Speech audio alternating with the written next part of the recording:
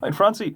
So, first Gitalele lesson there yesterday. So, went very well. So, we've got a couple of chord forms to go over and a couple of chord progressions as well. So, I got those down here and we'll just go through them. And so, what we want to do is that the first thing the first hump you want to get over, same with the ukulele, is to go from one chord to the next chord as smooth as you can and as quick as possible. So, the first one we had was C to C7,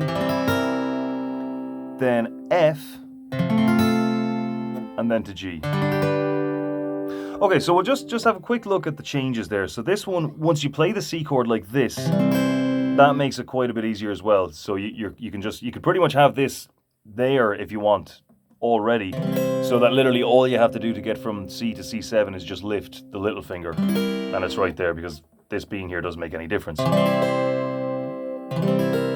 Now, to get to F from there, your first finger goes up a string, middle finger goes down a string, this one stays here, and then the little finger pops in there, and that's the root note there. So what that means is if you're picking, even though this is a lower note, this is the F note at the bottom of the F chord, right? So that's your root note. You can include this one, but if you were picking it, let's say, you wouldn't do this. You would do this. Now, we won't worry about picking just for today. We'll leave that for next time. We just want to get through the chords today. So there's the F, and then there's not much of a shortcut between the F and the G. They're completely different shapes, obviously. So but as you're going from one to the other, just have a close look at what you're doing between the two chords, and just make sure that there's no unnecessary movement between the two. So if you look there, just come down. And ideally, now this is very difficult at first, but you want to try and avoid doing it kind of in stages. So this here, then this here, then this here, right? So try to just turn the whole thing around so that they all land on the string, on their respective strings, more or less all at once. That's the goal anyway. It may or may not happen like that straight away, but that's what you're aiming for. So from there, back to D, or G, to D on the guitar. So that's going to take a bit of getting used to, have to transpose up by a fourth for everything. So, okay, so what we'll do is then we'll just do that progression. I've just got them written down here. So it's C, C7, F, G. So I'll just do that twice, and then we'll carry on to the next one. So C first. So one, and I'll just do a simple strum pattern for them now, because it's all about just the changes, the chord changes themselves. 1, 2, 3, 4.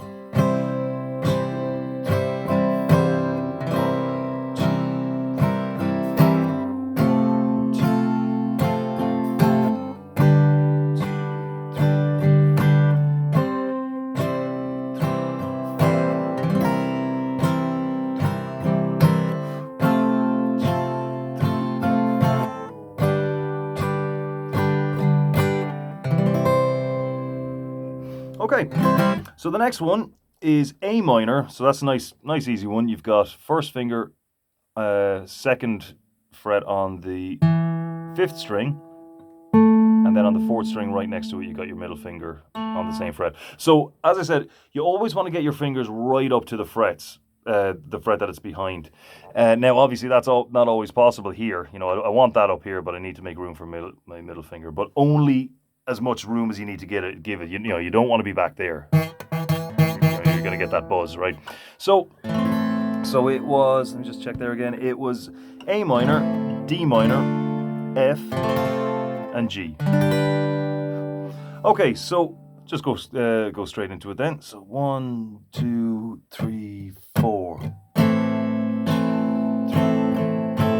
Pivot around. Yeah, that. Do the rhythm in a second there. So we're pivoting around. Middle finger comes back a little bit to there. Okay, so middle finger doesn't have to lift up. Just needs to come back to give just enough room for the third finger to get in there. And there's the D minor. So only as much movement as you need to do. Now, to get to the F from here, third finger comes away, so that gives the middle finger room to scooch up a bit, closer to the fret, and then these two fingers come in on the third fret on the sixth and fifth strings. So there's D minor, scooch up, and there's the F. And then from there again, we got the same changes last time to the G. So here we go this time. So 1, 2, 3, 4. A minor, D minor,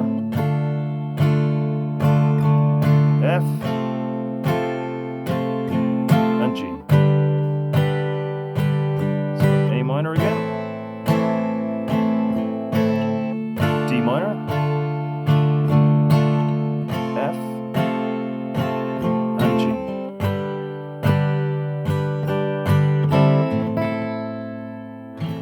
Okay, so there was one more then, and that was F, A minor, C, D minor. Okay, so we've seen all these already,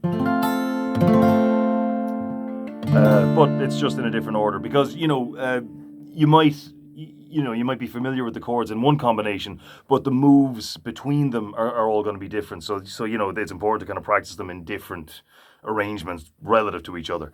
So okay, so we're going F, A minor, C, D minor. Okay, so let's have a quick look at the changes here. So we're going from F. So ideally we should be right up to the fret on all of these with the exception of the third finger. That needs to move back to make room for the little finger. So then for the A minor, from here, middle finger stays put. So you can just kind of pivot around on that. And there's the A minor. So there's the F. Pivot around A minor. Then for the C, first finger can stay put, just scooch up, stay on the same string, scooch up, and there you are. Now, if you want to play it the other way like this, then there's going to be a bit more changes in it, so you just have to work through that. But I would recommend doing it this way. No harm in knowing two different ways to do the same chord because they can both be useful. Up there's the, and it was D minor was the last one. Yeah, so from there, not really much in common. But these two fingers are fairly similar relative to each other, so they should move roughly as one unit to there.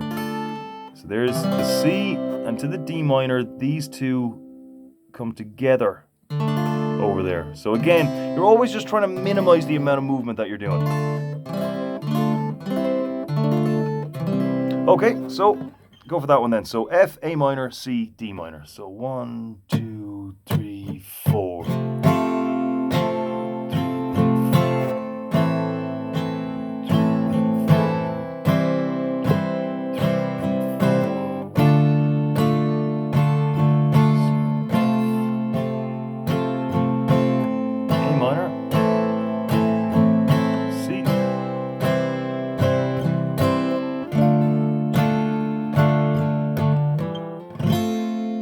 All right, so for now, just one chord after the next. That's the main hurdle to get over.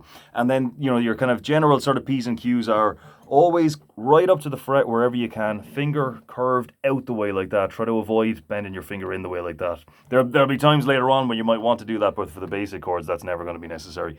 Good squeeze, good bit of pressure. Although with the nylon strings, you don't generally need to squeeze it that much. So, only as much as you need. But that, and always try, every now and then, try the chord one string at a time as well, just to make sure they're coming out right. And always try to minimize the amount of movement between one chord and the next. All right, I'll see you next time. Thanks very much.